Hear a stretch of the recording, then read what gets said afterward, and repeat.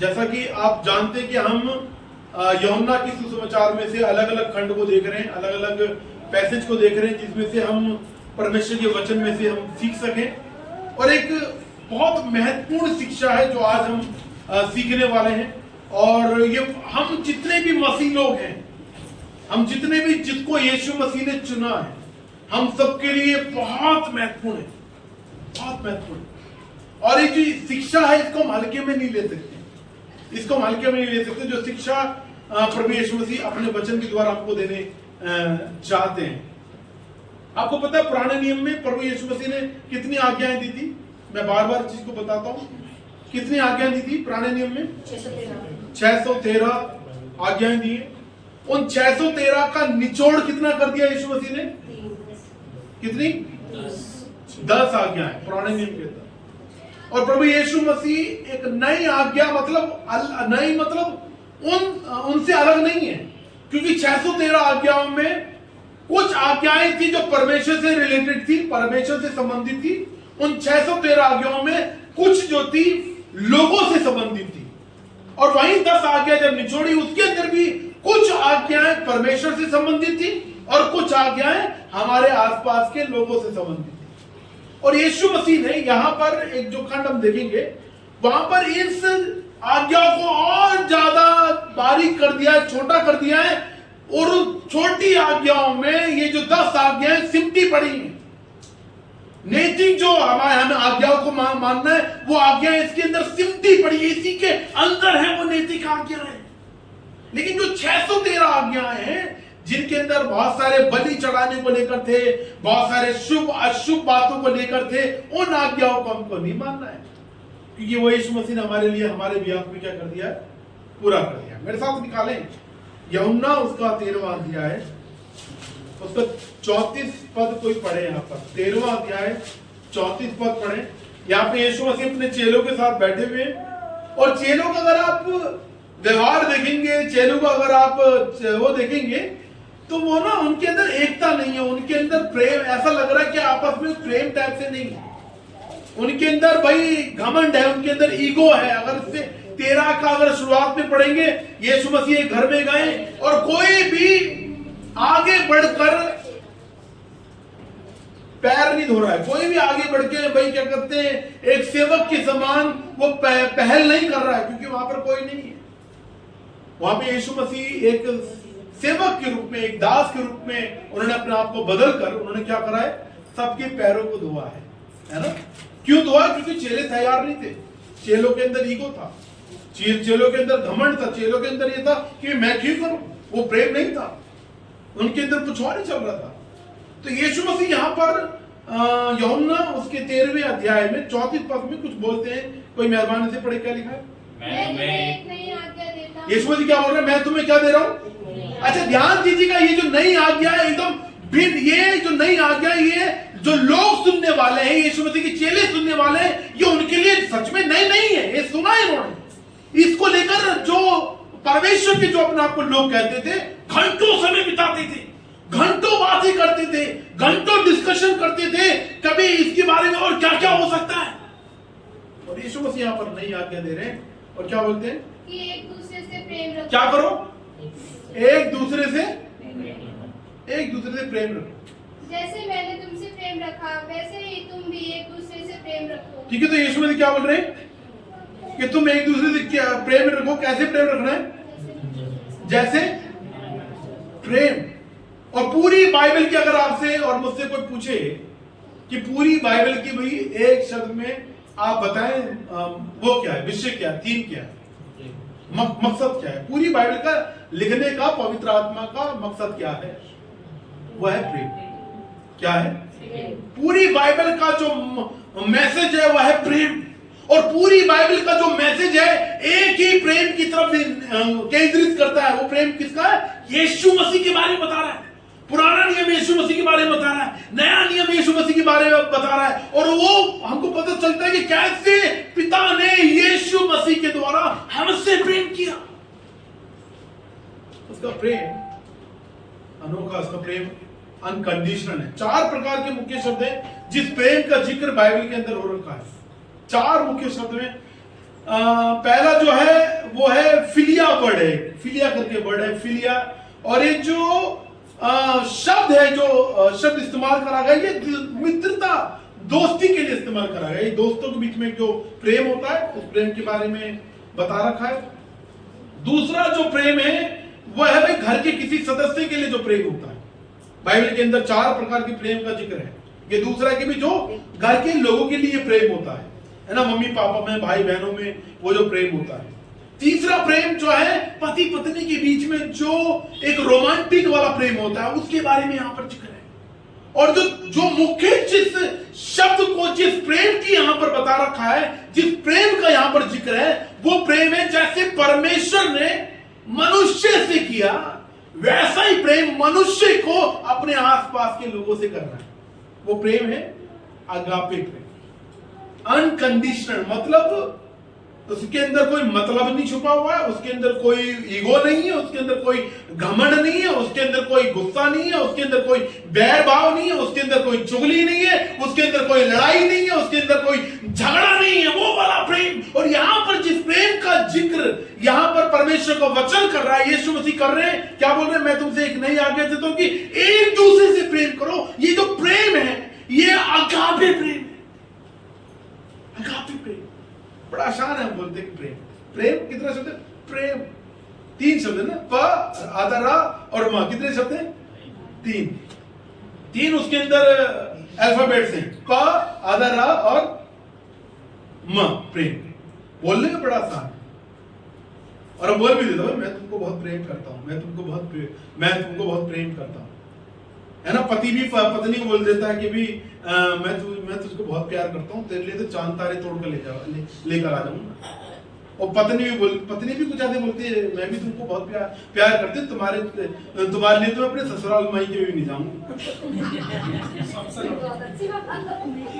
प्रेम। लेकिन ये जो प्रेम है, जिस प्रेम का जिक्र यहां पर कर रखा है, ये वो प्रेम है जो भाई क्या कहते हैं, जिसके अंदर किसी भी प्रकार की मतलबपन छुपा नहीं है। आर्टिफिशियल प्रेम नहीं। आर्टिफिशियल समझते हैं आप? नकली प्रेम नहीं। इस दुनिया के अंदर नकली प्रेम है। आपने देखा होगा भाई क्या कहते हैं, लोग अपने खून से क्या कहते हैं, कई लोग पत्र लिखते हैं दिखाने के लिए कि भी मैं भाई फलाना लड़की को कितना प्रेम करता हूं, है ना। भाई अपने मम्मी पापा को प्रेम दिखाने के लिए लोग भाई क्या कहते हैं, कुछ ना कुछ गिफ्ट उनको देते हैं, कुछ ना कुछ तोहफा उनको देते हैं, या मम्मी पापा अपने बच्चों को कुछ ना कुछ तोहफा देते हैं, या बच्चे जो दोस्त होते हैं वो भी कुछ ना कुछ ऐसा करते हैं, अपने दोस्तों को अपनी दोस्ती यारी दिखाने के लिए कुछ ना कुछ तोहफा, कुछ ना कुछ ऐसा करते हैं। लेकिन इस दुनिया का प्रेम का जिक्र यहां पर नहीं हो रखा है। जो जिक्र है यहां पर वो प्रेम है जिस प्रेम के अंदर कोई भी भाई मतलबपन छुपा नहीं है। यीशु मसीह बोल रहे हैं तुम एक दूसरे से प्रेम करो। सोचो, हम सोचें अपने अंदर इस समय में झांके, अगर मैं बोलूं कौन कौन है, हम में से कौन कौन है जो परमेश्वर से प्रेम करता है? बताइए कौन कौन प्रेम करता है परमेश्वर से?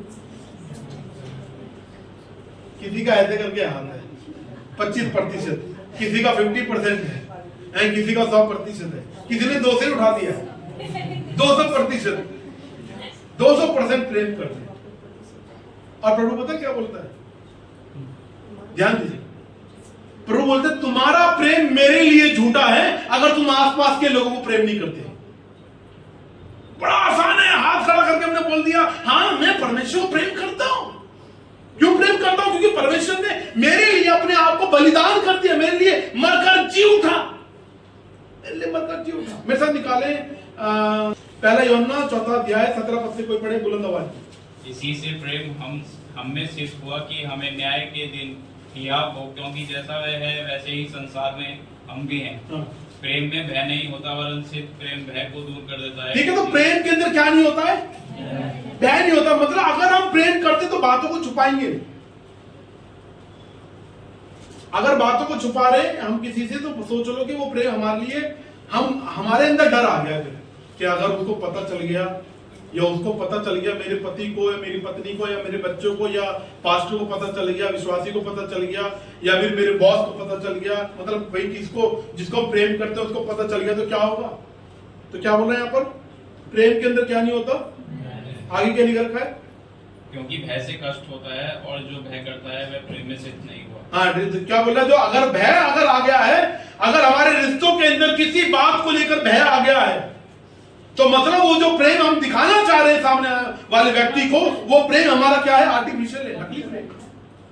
अगर हमारे अंदर भय है, अगर हम चीजों को छुप छुप के कर रहे हैं, अगर हम चीजों को छुप छुप के कर रहे हैं, तो हमारे अंदर सच में वो परमेश्वर को प्रेम नहीं है।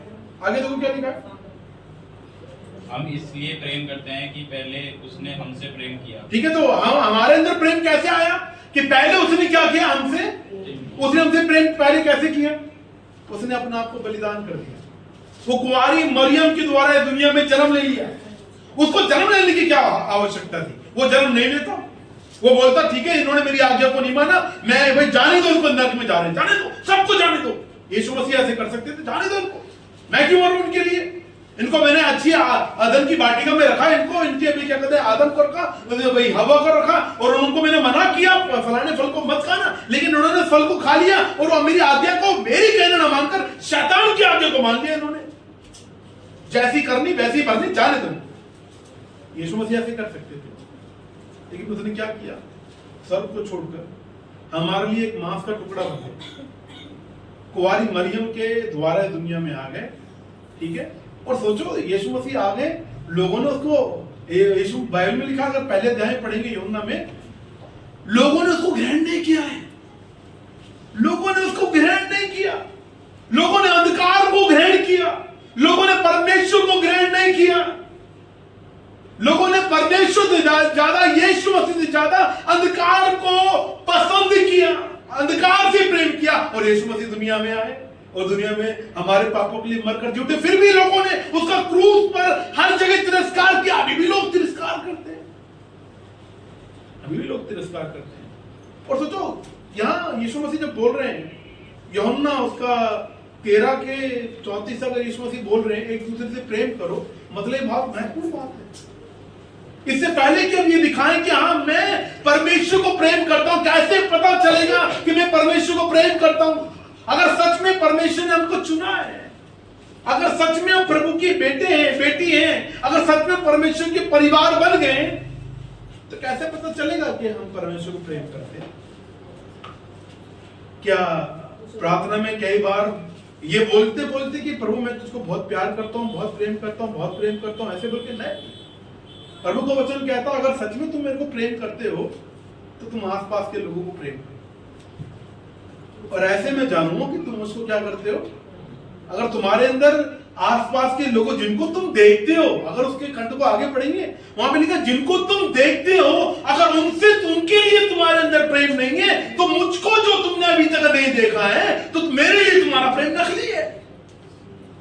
और यीशु मसीह बोल रहे हैं कि अपने चेलों को बोल रहे हैं कि देखो मैं जाने वाला हूं, जब ये आज्ञा दे रहे हैं। इससे पहले यीशु मसीह ने 13वें अध्याय में पैरों को लोगों को अपने चेलों के पैरों को साफ किया है, गंदी मिट्टी से दास के रूप में, एक नौकर के रूप में, एक गुलाम के रूप भेष लेकर यीशु मसीह ने अपने चेलों के पैरों को साफ किया। और यहाँ पर इस आज्ञा को देने के बाद आगे अपनी इससे पहले पढ़ेंगे, बोले यीशु मसीह बोल रहे मेरा समय नहीं आया, लेकिन इसके बाद बोल रहे मेरा समय आ गया है।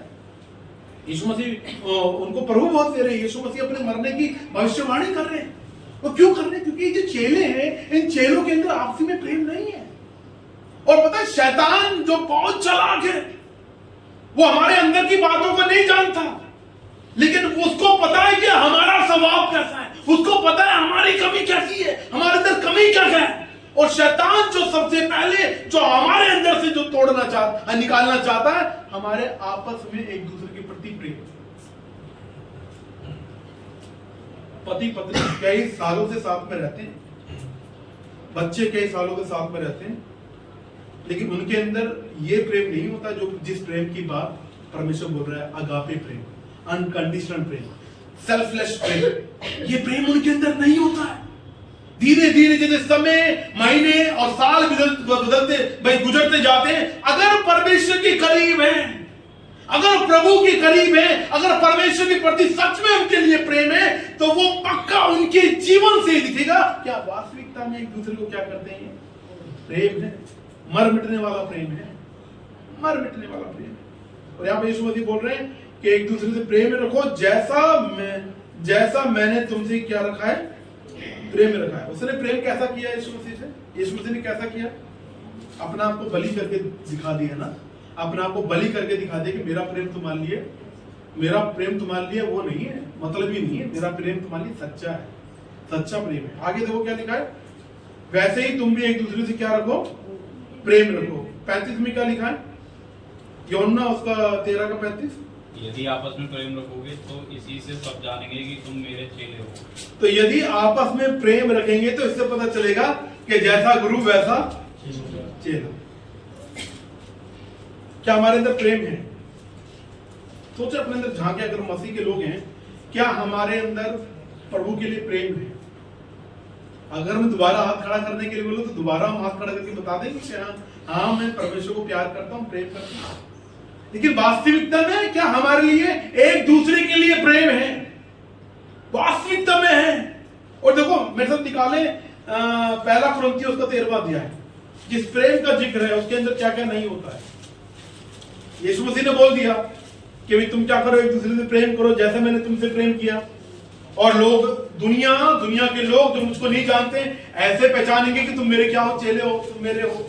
और देखो यहाँ पर क्या बता रखा 13वें अध्याय। और ये जो कुरिन्थियों की कलीसिया है, ये प्रॉब्लमेटिक कलीसिया है। बहुत समस्याएं इस कलीसिया के अंदर, बहुत विवाद है इस कलीसिया के अंदर, बहुत लड़ाई झगड़े, गुटबाजी इस चर्च के अंदर हो गई है ना, वो बहुत ही गड़बड़ है। और यहाँ पर पौलुस यहाँ पर एक चीज पर जोर देता है, वो 13वें अध्याय में मिलता है, पढ़े कोई मेहरबानी से। यदि मैं मनुष्य और संतों की बोलियां बोलूं और प्रेम न रखूं तो मैं टनटनाता हुआ पीतल और झनझनाती हुई झांझ हूँ। और यदि मैं भविष्यवाणी करूं और सब भेदों और सब प्रकार के ज्ञान को समझूं और मुझे यहाँ तक कि पूरा विश्वास हो कि मैं पहाड़ों को हटा दूं, परंतु प्रेम न रखूं तो मैं कुछ भी नहीं। यदि मैं अपनी संपूर्ण संपत्ति कंगालों को खिला दूं या अपनी देह जलाने के लिए दे दूं और प्रेम न रखूं तो मुझे कुछ भी लाभ नहीं। ठीक है, 3 बातें बता रखी। पहला बोल रहा है कि भाई यदि मैं स्वर्गदूतों की बोलियां बोलूं, भविष्यवाणी करूं, अपना सारा धन में दे दूं, अपने इवन देह को जलने के लिए दे दूं, और अगर मेरे अंदर प्रेम नहीं है तो क्या है सब ये?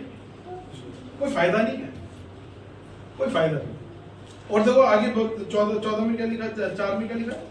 प्रेम धीरजवंत है। और प्रेम क्या है? प्रेम के अंदर क्या है? धीरज है। प्रेम के अंदर धीरज है और कृपालु। प्रेम के अंदर कृपा है। प्रेम के अंदर धीरज है, प्रेम के अंदर कृपा है, और प्रेम के अंदर क्या नहीं है? प्रेम के अंदर ढा नहीं है। आगे देखो क्या लिखा है? प्रेम अपनी बढ़ाई नहीं करता। प्रेम अपनी बढ़ाई नहीं करता है, बड़ी बड़ी डींगे नहीं मारता। जैसे ना लंबी लंबी छोड़ने वाले होते हैं, तो मतलब कभी ना कभी होगा, हमने भी छोड़ा होगा, ठीक है, लंबी लंबी हाँकी होगी, लेकिन प्रभु में आने के बाद हमें लंबी लंबी हाँकने की जरूरत नहीं, लंबी लंबी छोड़ने की जरूरत नहीं है, समझ रहे? डहा करने की जरूरत नहीं है किसी भी चीज को लेकर। अगर किसी के बच्चे अच्छे तरीके से रह रहे हैं, किसी का परिवार अच्छी तरीके से रह रहा है, हमें ढा नहीं करना, हमारे अंदर वो नहीं आना चाहिए, कंपटीशन नहीं आना चाहिए। और ये तो अच्छे से रह रहा है, चलो मैं भी दिखाता हूँ मैं कैसे अच्छी तरीके से रह रहा हूँ। और ऐसे चक्कर में हमने देखा कि क्या कहते हैं, जब हम एक जगह रहते थे वहां पर लोगों को दिखाने के लिए कि मतलब हम कितने क्या कहते हैं सबसे बढ़िया हैं, सबसे अच्छे हैं, उन्होंने भाई कर्जा ले लेकर क्या कहते हैं बहुत सारी चीजें करी, और एक टाइम ऐसा आया उनका घर टूट गया। दूसरे को दिखाने के लिए उनके अंदर वो था, कंपटीशन टाइप से था, ढाट टाइप से था। बोला है प्रभु का वचन क्या रहा है कि अगर हमारे अंदर प्रभु का प्रेम है तो हमारे अंदर क्या नहीं होगी? हमारे अंदर ढा नहीं होगी। समझे? पहले से इस चीज को समझे कि हमारे अंदर अगर प्रभु का प्रेम है तो हमारे अंदर लोगों के लिए क्या नहीं होगी? हम बड़ी बड़ी हाँकेंगे नहीं, जो बात है वही बोलेंगे, बड़ा चढ़ा कर नहीं बोलेंगे, हाँ की हाँ और ना की ना। अगर हमारे पास एक व्हाइट शर्ट है बढ़िया वाली, तो ये नहीं बोलेंगे मेरे पास तो ढेर लगी बढ़िया व्हाइट शर्ट है, ये ऐसा नहीं बोलेंगे, समझ रहे आप? तो प्रभु बोल रहे कि नहीं, ढा नहीं करना। आगे क्या बता रखा है? प्रेम क्या नहीं करता? फूलता नहीं है, और बड़ी बड़ाई नहीं करता, और वह अनरीति नहीं चलता। अनरीति नहीं चलता। हाँ, वह अपनी भलाई नहीं चाहता। वो सेल्फिश नहीं होता है, प्रेम के अंदर सेल्फिशनेस नहीं होती है। झुंझलाता नहीं, झुंझलाता नहीं है, इरिटेट नहीं होता है, इरिटेशन नहीं होती है। इरिटेशन समझते ना आप? इधर हो जाता है, छोटी छोटी बात में इरिटेट हो जाते हैं, छोटी छोटी बात में एकदम से हमारे अंदर का जो है वो बाहर निकल आता है? नहीं। हाँ, बुरा नहीं मानता। बुरा नहीं मानता। प्रेम के अंदर क्या नहीं होता? छोटी छोटी बातों में बुरा नहीं मानता, वो बातों को समझेगा। क्या करेगा? बातों को समझेगा। आगे, कुक्रम से आनंदित नहीं होता। हाँ, प्रेम जो है कुक्रम से आनंद, जो प्रेम करने वाला है कुक्रम बुरे काम करने से वो आनंदित नहीं होता है। हाँ, परंतु सत्य से आनंदित होता। सत्य से आनंदित हो। सत्य कौन है? यीशु मसीह से वो आनंदित होता है। हाँ, वह सब बातें सह लेता है। वो सब बातें क्या कर देता? प्रेम सब बातें सह लेता है। हाँ, सब बातों को प्रतीत करता है, सब बातों की आशा रखता है, सब बातों में धीरज रखता है। ठीक है, तो यहाँ जो प्रेम है इसी को देखें। एक परमेश्वर के दास हैं पॉल वॉशर, और बड़ी अच्छी बात उन्होंने बोली कि जब प्रभु हमको चुनता है, उन्होंने बोला कि मैं काफी देश गया हूं घूमने के लिए, काफी देश में प्रचार करने गया हूं, और मैंने देखा कि जब मैं किसी भी देश में जाता हूं तो मैंने देखा कि वहां पर प्रभु के जन, प्रभु के भक्त जो 14 साल के, 15 साल के, 16 साल के, 17 साल के, मैंने ये देखा, चाहे वो स्त्री थी, चाहे वो बॉय थे, गर्ल थे, मैंने उनको मैन और वुमेन देखे। मैंने 13-14 साल के मैन और वुमेन को मैंने देखा। लेकिन मैं दोबारा वापस जब मैं अपने देश में आया तो मैंने देखा कि 25 साल के, 30 साल के, 35 साल के मैंने बॉयज को देखा, मैंने गर्ल्स को देखा। वो क्या बताना चाह रहा है? मैच्योर नहीं। इतने 25 साल के हो गए, 30 साल के हो गए, अभी भी वो लड़कों वाली बातें, अभी भी वही गेम के अंदर लगे पड़े, अभी वो ऐसे रील देखने में लगे पड़े, अंगूठा अपने अंगूठे को क्या करते हैं, प्रैक्टिस करवा रहे हैं।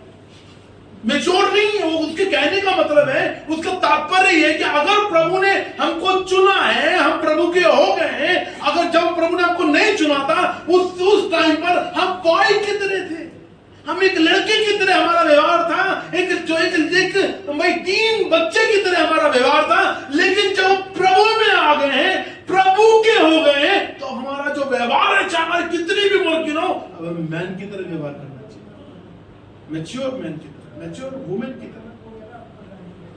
क्या हम, अगर ये बात है, अगर हम मैच्योर बन रहे हैं, अगर हमारे अंदर प्रभु को लेकर गंभीरता है, तो डेफिनेटली हम इस शब्द को जिसका आज हम सीख रहे हैं, प्रेम को हम हल्के में नहीं लेंगे। हम इस प्रेम को हल्के में नहीं लेंगे। हम इसके बारे में गंभीरता से अपने लिए प्रार्थना करेंगे। गंभीरता से हमारे अंदर यदि किसी के प्रति कुछ कुड़कुड़ाहट है या बुरी बातें हैं, कुछ ऐसा अंदर चल रहा है, तो प्रभु का वचन कह रहा है कि हमें क्या करना है? उनको प्रेम करना है। हमारे अंदर उनके लिए प्रेम होना है। यीशु, एक बार एक जगह मेरे बड़े भाई प्रचार कर रहे थे जो इस समय प्रभु के पास में है, तो उन्होंने ऐसी, जैसे मैं सवाल करता हूं, उन्होंने एक सवाल पूछा कि कोई अगर तुम्हारे पत्थर मारे तो तुम्हें क्या करना, तुम क्या करोगे? तो वहां से एक छोटा सा लड़का था, उसने बोला कोई मुझे अगर पत्थर मारेगा तो बड़ी सी ऊंट उठा के मारेगा। और कई बार हम मसीह लोगों का व्यवहार भी यही होता है। यीशु मसीह चाहते जो उनको पकड़ के पहाड़ से नीचे फेंकने वाले थे, यीशु मसीह चाहते जो उनके ऊपर पथराव करने वाले थे, यीशु मसीह चाहते जो उनको पकड़कर उनको बंदी गृह में डालने वाले थे, यीशु मसीह चाहते तो उनको ईंट का जवाब पत्थर से दे सकते थे। वो जब उनको गिराने वाले थे, यीशु मसीह सबको पकड़ के खाई के नीचे गिर सकते थे। जब यीशु मसीह को पकड़ने वाले थे, एक बाहुबली की तरह, शिमशोन की तरह, वो उनको ऐसे करके उनको मार सकते थे। यीशु मसीह ने ऐसा नहीं दिखाया। यीशु मसीह ने क्या करा? अभी मैं जिस खंड को पढ़ रहा था यूहन्ना के अंदर, यीशु मसीह महायाजक को जवाब दे रहे हैं, ये महायाजक को सवाल का उत्तर दे रहे हैं। वहां पे एक प्यादा आया है और प्यादे ने यीशु मसीह के गाल पे थप्पड़ मारा। मैं सोच रहा था, सोचो ये छोटा सा मांस का टुकड़ा, वो दुनिया बनाने वाले राजा, वो राजाओं के राजा, प्रभु के प्रभु, वो सर्वशक्तिमान परमेश्वर को गाल पर थप्पड़ मार दिया उसने। और सोचो अगर परमेश्वर के अंदर वो प्रेम नहीं होता, हमको बचाने वाला, नरक से बचाने वाला प्रेम नहीं होता, हमारे पापों को क्षमा करने वाला प्रेम नहीं होता, सोचो वो कैसे होते। उनसे ग्रेट कोई होता नहीं। Alexander the great, Ashok the great, ये सारे जो ग्रेट सारे फीके पड़ जाते अगर उनका राज्य यहां का होता। उनका राज्य यहां का नहीं था, इसलिए वो सब कुछ सहते चले गए। कैसे पता चलता है कि उनके अंदर प्रेम था? कैसे पता चलता है उनके अंदर प्रेम था? जिन लोगों ने उनको गालों को मारा, जिन लोगों ने उनको घूसे मारे, जिन लोगों ने उनको कोड़े मारे, जिन लोगों ने उनको क्रूस पे टांग दिया, जिन लोगों ने उसके हाथों में उसके पैरों में कीलों को ठोका, जिन लोगों ने उसके सर पर कांटों का दाग पहनाया, जिन लोगों ने उसके सर पर एक तेज की डंडा मारा ताकि वो कांटे उसके सर के अंदर घुस जाएं, उन लोगों के लिए यीशु मसीह क्रूस पे चढ़ के बोल रहे हैं, हे पिता तो इनको क्षमा कर, क्योंकि ये नहीं जानते कि ये क्या कर रहे हैं। प्रभु उनको माफ कर, प्रभु बोल रहे हैं, प्रभु उनको माफ करने के लिए बोल रहे हैं। सोचो, वही परमेश्वर आज हमको सिखाना चाहता है कि हमारे अंदर एक दूसरे के लिए क्या होना है? प्रेम। क्या हमारे अंदर एक दूसरे के लिए प्रेम है? क्या हमारे अंदर सच में ही अगर प्रेम है तो डेफिनेटली हम माफ करेंगे, हम डेफिनेटली माफ करेंगे। और शैतान नहीं चाहता है कि हमारे अंदर प्रेम हो। शैतान नहीं चाहता पति पत्नी के अंदर अनकंडीशनल सेल्फलेस प्रेम हो।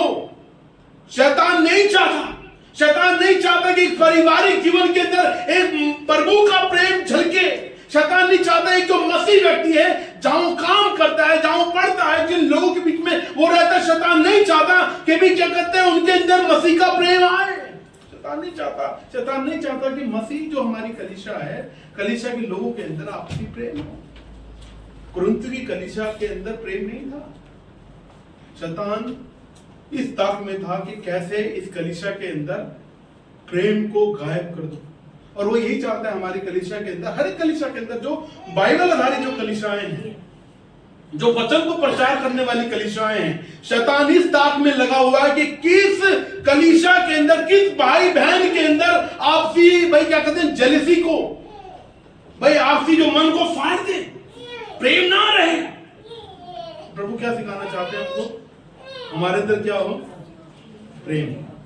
और कई बार ऐसा, अगर हम सच में मसीह का प्रेम है ना, ध्यान दीजिएगा, अगर सच में मसीह का प्रेम है तो हम अगर हम सच में चाहते हैं किसी व्यक्ति से हमारा रिलेशन, अगर कोई मोट मटाव हो गया है, कुछ बात ऐसी हो गई है, अगर सच में हमारे अंदर मसीह का प्रेम है तो हम इवन हमारी गलती भी नहीं है तो हम माफी मांग सकते हैं बिगर गलती। अगर हमारी गलती नहीं, हम माफी मांग सकते हैं, भाई आई एम सॉरी, उस रिश्ते को ठीक करने के लिए।